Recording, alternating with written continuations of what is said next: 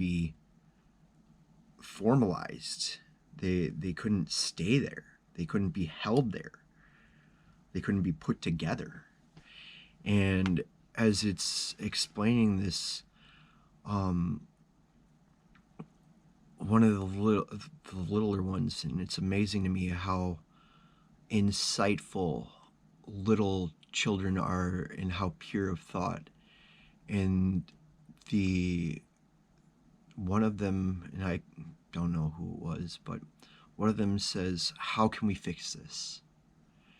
And with that, the orb, and it brought back this home feeling, this peaceful, this comfort that we felt the first time that we met them, that it was just a feeling, and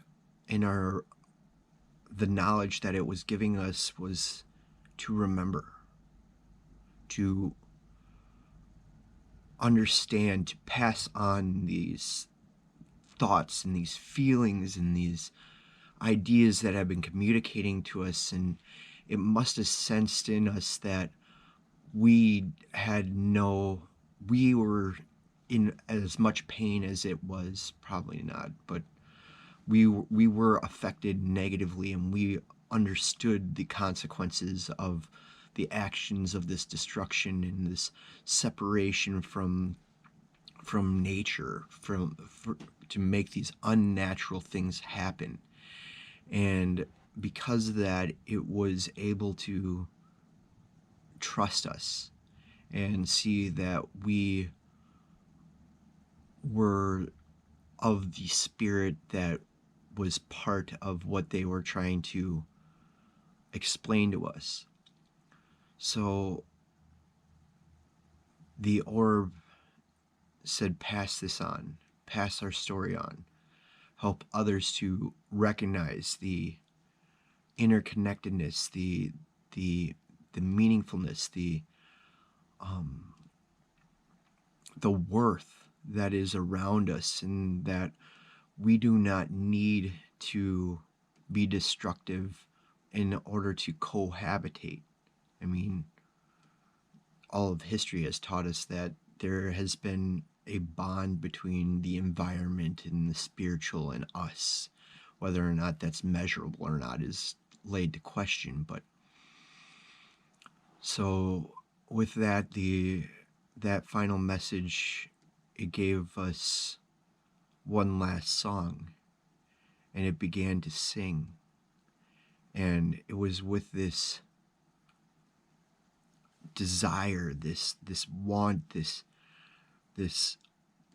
hope of bringing forth this knowledge to others, that it sang so hard. And as it did, we realized that it wasn't the only orb singing. And as it got louder, there were hundreds of other orbs as it lit up this once pristine area, and now cast shadows on the rubble and the destruction that was there. But there were hundreds of these orbs, and it lit up the forest, and it was so bright. And there were orbs in the trees, and they were all at different levels. Some were close, some were far, and it was like somebody flipped on a Christmas tree and just lit up in all these different areas, and they all began to sing together in this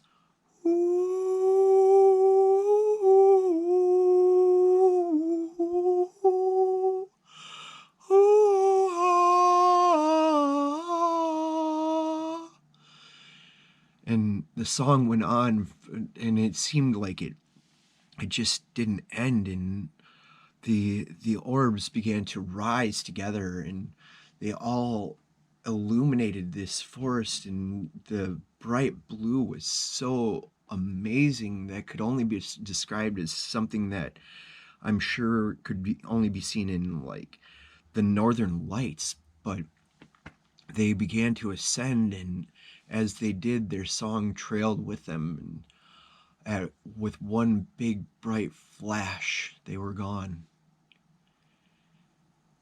And all we could do is sit in silence, talking about it was too hard. And I'm not sure if any of us really slept that night. I know I didn't. And our walk back was a long walk. And as it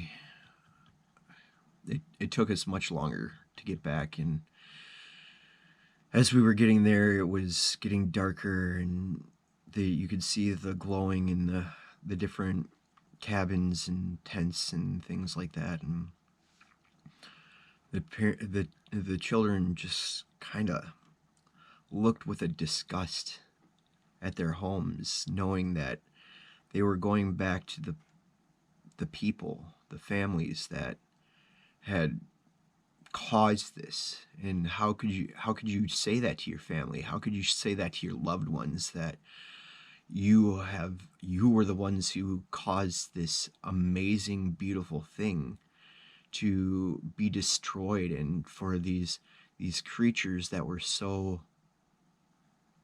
otherworldly to have to leave, to no longer be there because of what they had done? How do you tell your family that?